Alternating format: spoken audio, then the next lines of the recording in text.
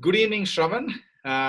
We are very happy to have Dr. Shravan Subramanian with us. He's the Managing Director of Roche Diagnostics in India. And I shall be asking him a few questions about the issues related to diagnostics with reference to the COVID-19. Hello, Shravan. How are you? Very well. Thank you, Ram. Thank you for having me. How are you doing? Yes, all well here. Very busy, but all well here.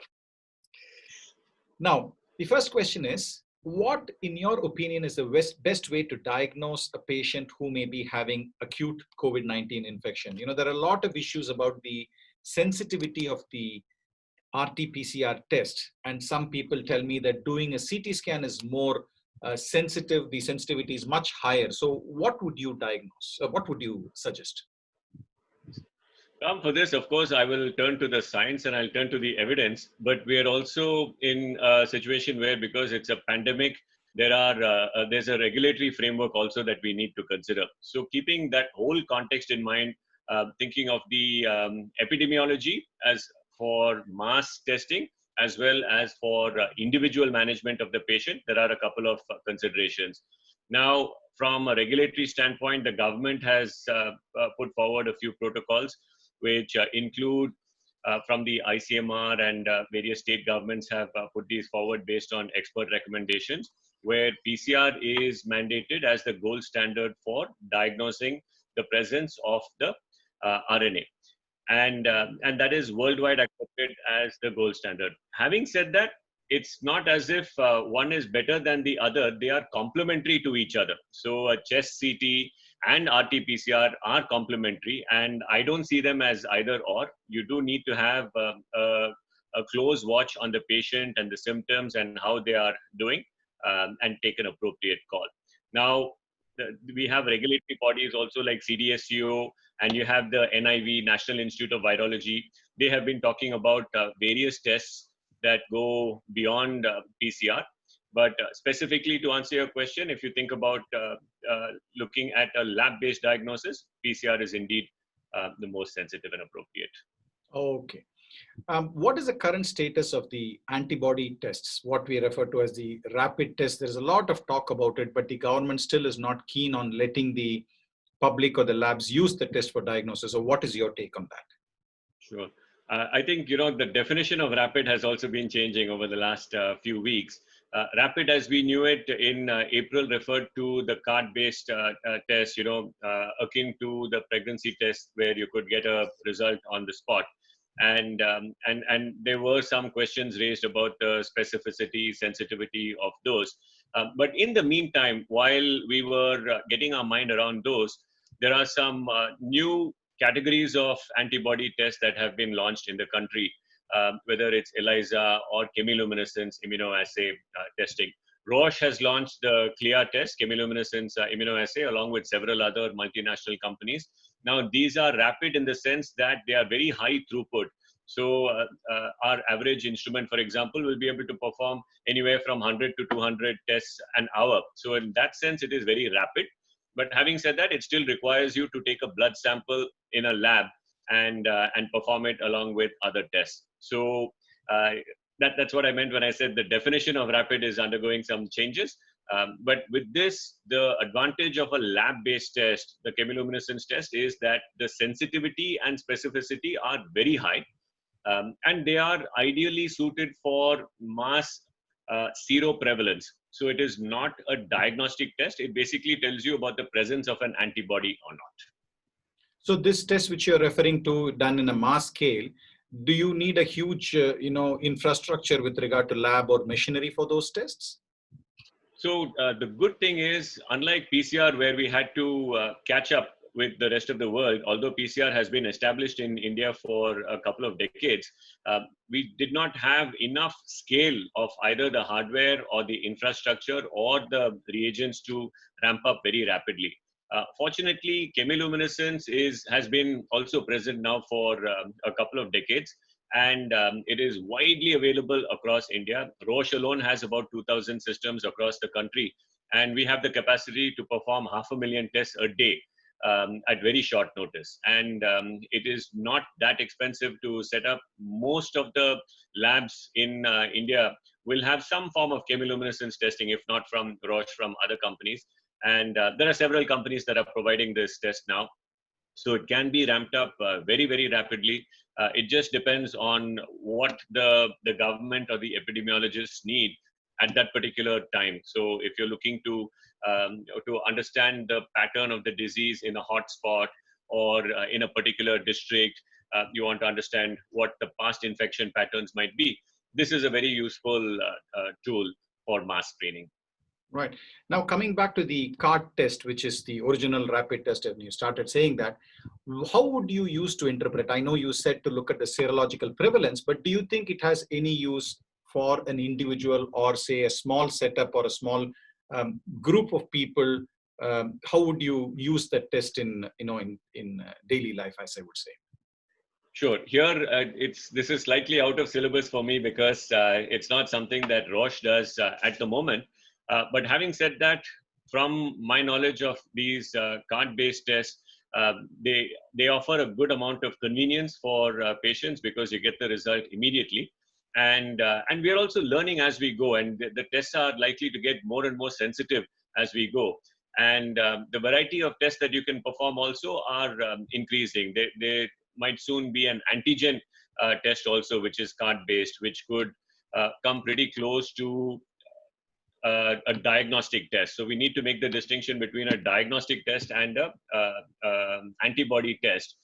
And so as the sensitivity improves, if they are comparable to some of the lab-based tests, then the clinical utility is quite significant. In due course, we will likely have also quantitative tests. And then it is something where a clinician such as yourself will be able to use it for individual patients also, versus the chemiluminescence antibody test, which is qualitative, which is giving you an indication of the presence or absence of an antibody, as opposed to the actual quantity. The currently anticipated test, which is hopefully going to be launched with regard to Roche, and that test is it's not a card-based test. It requires a laboratory, but it is a rapid test. Correct? Yes. It is a high throughput test. Yes. Right.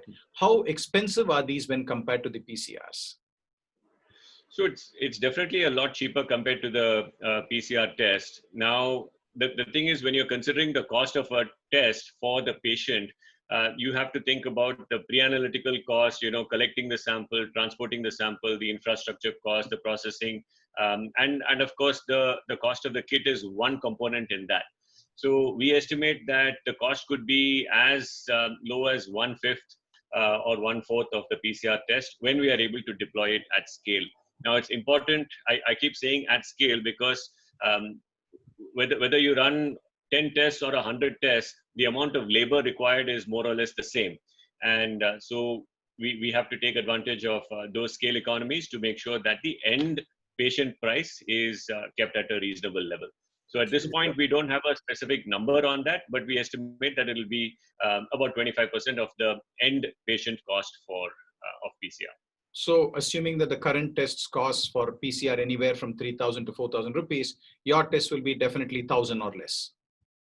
Definitely, that is my anticipation, and as we start doing this in more centers, and also as other companies and other labs start doing this, we'll be able to broaden the base and be able to bring it to well below 1,000 also. That is what I feel. And there's always been this question of the tests are available, but they say, oh, sorry, we have run out of reagents. So I think it's going to be delayed. We have ordered for the reagents. That quite often happens in several hospitals, including mine. So do you anticipate such problems with the Roche tests also?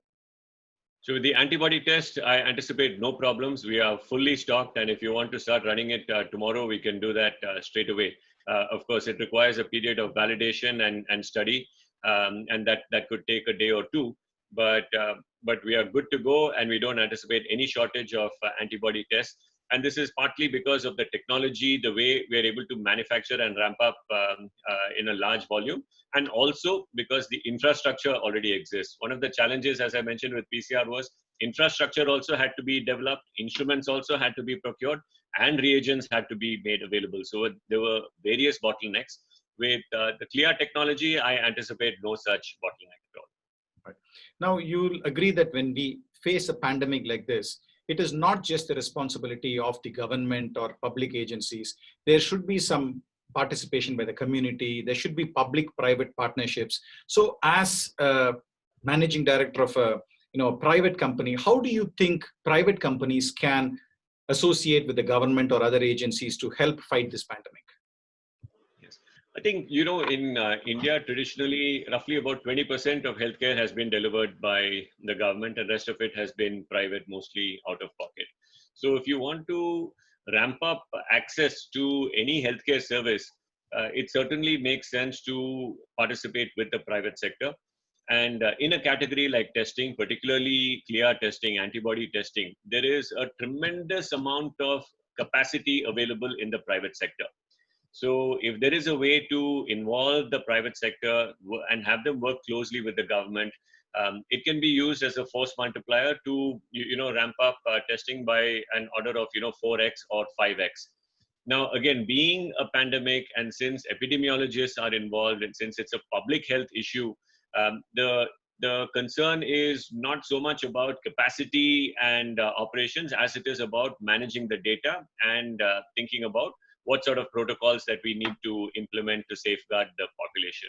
So if there is a robust mechanism to share data in a transparent manner with the government, and the government is able to manage this, then I think that will alleviate some of the concerns of the government. And also, paradoxically, although people think that the private sector is more expensive, they can be brought together to reduce the end patient cost because they have access to so much capacity. Right. Now, again, there is a lot of confusion about this testing numbers. Now, on one side, all the public health agencies, all the clinicians feel that more testing needs to be done so that you can, one, diagnose people better, two, you can ensure that they are isolated and they are quarantined, and then contacts can be traced. But on the other hand, there is a lot of panic when the number of tests are done and more people are diagnosed. And some people say that, once it has gone beyond a certain limit, it doesn't make any sense to keep on doing more tests. What do you think would be the right way forward for India in a situation where we know that the cases are escalating, and whether doing tests, does it make sense, or do we assume everybody is positive and, move on? So the countries that have done well in flattening the curve and opening up the economy again, have assiduously followed the practice of test, trace, and isolate.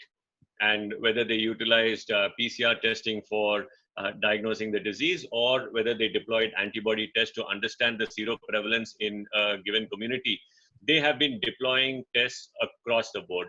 Take Singapore, for example. Recently, they decided to procure about 1 million tests. UK has procured 10 million antibody tests. The US has procured about 20 million tests. Now, they do it with a reason, and there is clear evidence to suggest that as you increase testing, you get more information about an individual and a population, and you're able to take appropriate steps. Now, leaving aside the economy, purely from a disease management standpoint, very clearly there is a case for increased testing. Now, if you add in the economy also, and you want to give confidence to the government and to employers, factories, corporates, hospitals also, the more you test, the more information you have, and that gives you the confidence. So I firmly believe that there is a case to test, and have the information available. And once you have the information available, you can take the right call. I think that is very well said. Lastly, do you think anything dramatic is happening with regard to diagnosis or any other aspects of managing COVID-19 at this point? You may have something up your sleeve. I wish I did, but whatever I have is whatever's in the public domain. And I do know that there's a lot of work being done in the pharmaceutical space, looking at a good therapeutic agent. There's a lot of work being done in vaccines. And of course, even in the diagnostic side, there are several companies, startups are getting active. Wearable devices are being brought into the picture to manage the patient's experience. Hospitals are changing the way they function. So there's just a tremendous amount of innovation that's going on. And I think the coming weeks, months, and years, we're going to see a complete transformation in the way healthcare is delivered. Thank you very much, Shravan. That was very useful. You've shared with us a lot of insights on how to approach this. Thank you very much, and all the very best for more and more, growth and research regarding COVID with Roche. Thank you. Thank you, Ram. And I've also got to thank you for all the great work that you and your team are doing to fight this disease. Sincerely appreciate it as an industry person. Thank you. Thank you.